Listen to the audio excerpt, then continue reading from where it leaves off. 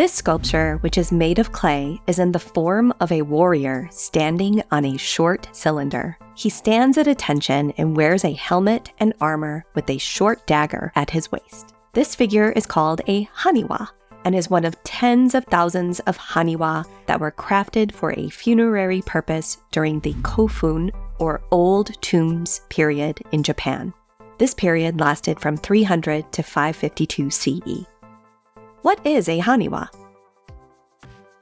The term HANIWA means clay circle. Hani means clay, and wa means circle. It is used to refer to clay sculptures like the Asian Art Museum Warrior and this horse-shaped sculpture in the Denver Art Museum, which were originally placed on top of enormous tomb mounds constructed for elite individuals who lived during the Kofun period.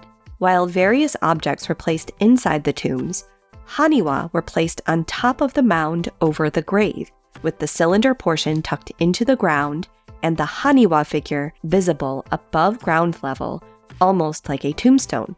But get this, not just one HANIWA would be distributed across the mound, but thousands of them, and in a great variety of shapes, including human figures, objects, houses, boats, and animals.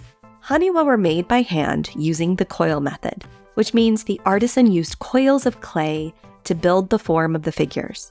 Imagine the amount of time it took for Kofun period artisans to make tens of thousands of these sculptures.